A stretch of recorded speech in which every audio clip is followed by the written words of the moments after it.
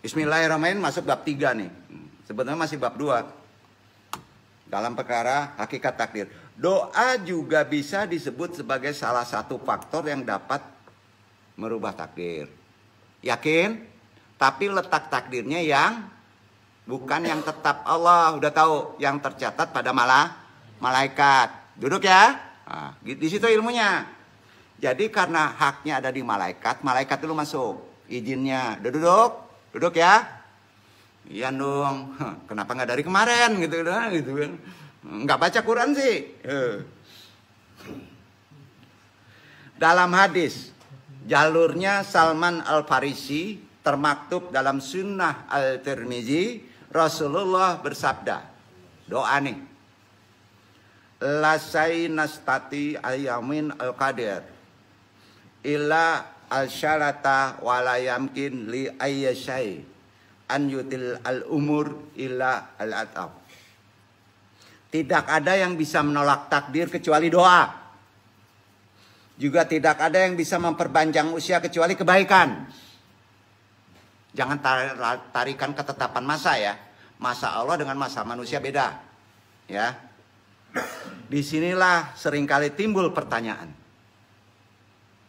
Di sini, umumnya di sini letak pertanyaannya. Kalau sesuatu yang kita mohon telah ditakdirkan, tidak bisa, tidak pasti akan terjadi. Apapun juga. Kalau sudah terjadi, baru bisa berbicara takdir. Duduk ya. Nah. Baik dimohon ataupun tidak, tetap takdir bisa. Baik didoakan atau tidak, kalau sudah takdir tetap terjadi, gitu ya. Nah. Begitu juga jika tidak ditakdirkan. Walaupun kita melakukan usaha, tetap tidak bisa. Ya, karena sudah ditakdirkan Allah. Tentu tidak akan terjadi.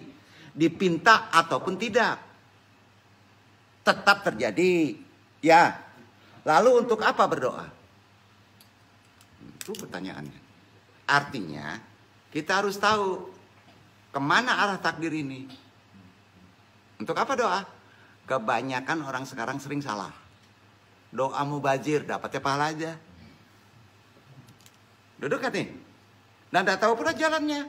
Nah. Kayaknya pertanyaan ini benar kan? Kalau sudah ditakdirkan nggak perlu lah doa. Ngapain? Jabariyah dong antum ya. Kan gitu. Nah. Namun sejatinya begitu rapuh lemah pemahaman seperti itu. Untuk tidak dikatakan maaf ya, dungu tuh. Banyak yang dungu. Karena pertanyaan tadi dibangun berdasarkan asumsi. Bila mana asumsi ini diterima, mengharuskan kita juga menerima implikasinya kan?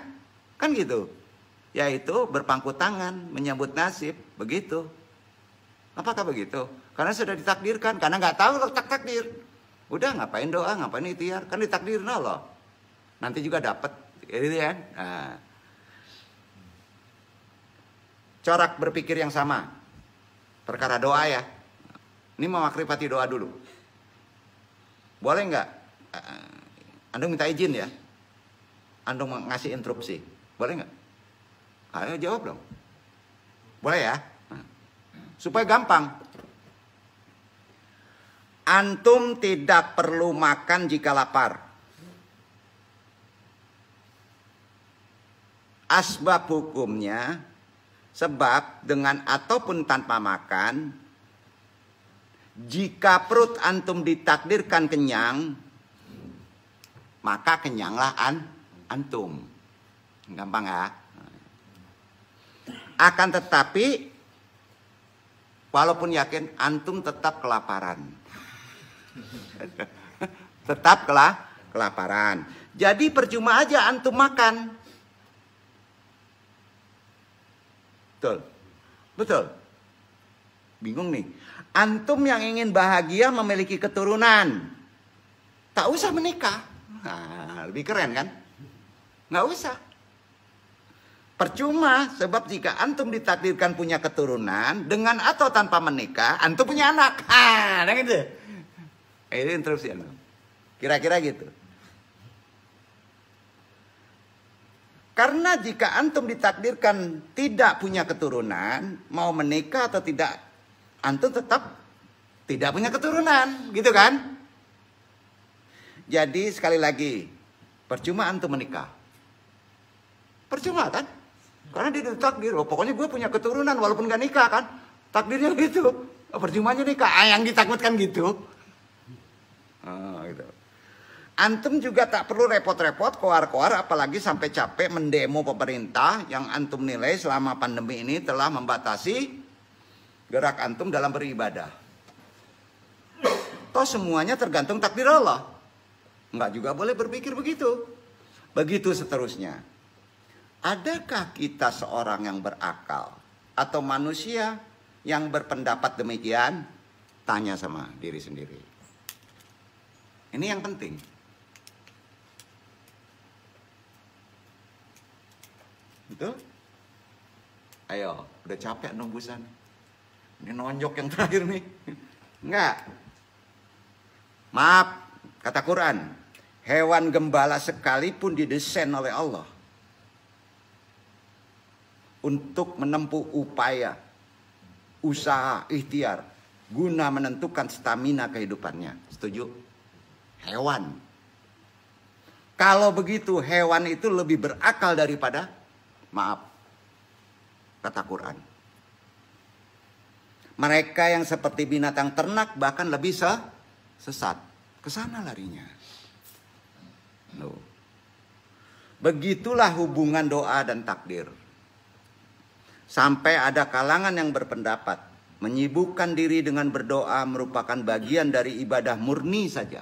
Separuh baru bro. Allah akan memberi pahala saja bagi orang yang berdoa. Mana ikhtiarnya? Bagi pandangan ini doa tidak memiliki pengaruh. Nggak ada pengaruhnya. Tidak ada pengaruh terhadap keinginan hajat kita. Ini artinya nggak ada bedanya doa dan diam. Sama. Dalam kaitannya dengan sesuatu yang dikehendaki kita. Nggak jadi makbul. Tetap kita dapat untung dengan pahala. Tapi tidak bisa merubah takdir. Pandangan lain. Doa merupakan ciri khusus bahwa suatu hajat akan terkabul. Cirinya gimana? Setelah ikhtiar, maka ketika seorang diperkenankan berdoa, ketika seseorang mau berdoa, siapapun dari sumbernya mau berdoa apa ditunjuki apa doa sendiri, itu tetap dari Tuhan. Langsung amalkan.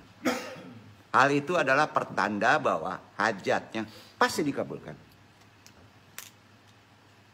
Yang andung baca, andung nyampaikan amalan, tidak diamalkan.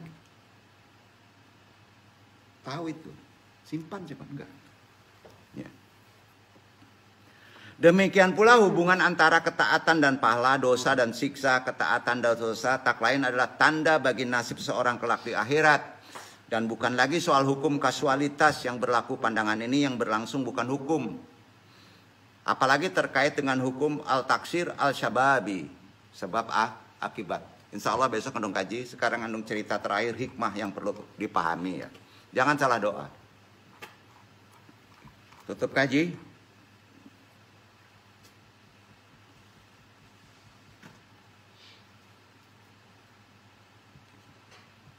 Ada sebuah doa sebaiknya jangan ditiru.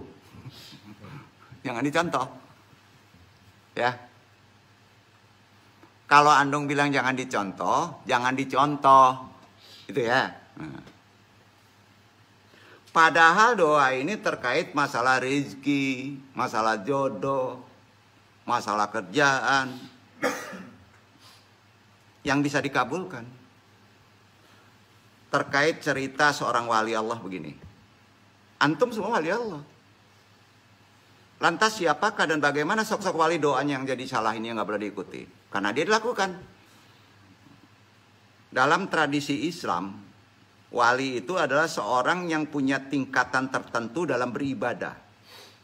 Baik itu terkait ilmu agama maupun terkait ketaatan. Wali beda dengan wali lain. Wali yang ini, yang mengamalkan ini beda. Wali tersebut, maaf ya dalam tanda kutip, sering nyeleneh, agak bodoh lah gitu. Wali tadi bekerja layaknya orang biasa, nggak kelihatan, biasa aja. Ia juga tiap hari bekerja di pasar. Kalau ada yang orang mengangkat beras misalnya atau jadi kuli, ia bantu dan dia dapat sarapan setelah bantu tadi. Kalau sudah sekali makan dia pulang. Itu anehnya. Aneh. Ketika sudah dapat makan untuk sekedar sarapan, wali tersebut langsung pulang, asal terganjal. Begitu aja. Oh, itu. Wali ini bekerja memang untuk sekedar mendapatkan sepiring nasi. Untuk ganjal perut. Beda dengan wali-wali biasa. Orang-orang biasa beda. Wali itu lantas berdoa, "Ya Allah, Engkau kan tahu, saya kan suka ibadah. Saya dapat nasi sepiring saja sudah pulang ke rumah. Sebab hanya ingin beribadah kepadamu ya Allah supaya kuat." Wali itu akhirnya dapat makan gratis tanpa harus kerja. Soal wali itu, ya Allah, tapi doa lagi. Betapa hinanya saya untuk dapat makan sepiring saja harus jadi kuli angkut di pasar. Itu doa wali yang kedua. Lalu wali tersebut yang gemar ibadah tadi meminta kepada Allah, minta sebuah doa. Sebaiknya doa ini jangan ditiru. Yang ketiga, ya Allah, supaya saya dapat rezeki tanpa kerja. Itu doanya. Dapat rezeki makbul loh. 3. Nah, ini yang ketiga. Iktibarnya gitu, prakteknya besok. Jadi singkat cerita makbul, apalagi wali, apalagi antum juga makbul. Ketika ia kerja di hari kedua, ketiga, dia dituduh mencuri. Akhirnya dipenjara. Nah, ketika dipenjara, sang wali berdoa kepada Allah. Nah, di penjara itu bisa dapat makanan pagi sore. Nggak perlu kerja, gratis. Makbul? Mudah-mudahan antum dapat kayak gitu doa. Nah, ayo, gimana tuh? Wali pun protes, "Ya Allah, kenapa saya harus masuk penjara?" Jawab Allah, "Bukankah kamu meminta rezeki yang tanpa harus susah kerja?" Hati-hati memahami takdir. Lengkapi syaratnya. Mana dulu, mana ukuran, itu perlu taklim. Sampai? Wabillahi taufiq hidayah, mudah-mudahan bermanfaat. Insya Allah kita masuk Senin, mungkin bisa kita tutup takdir ini masuk ke wilayah yang lebih dalam. Hikmatul hu ya. Hikmatul hu gitu. Wassalamualaikum warahmatullahi wabarakatuh.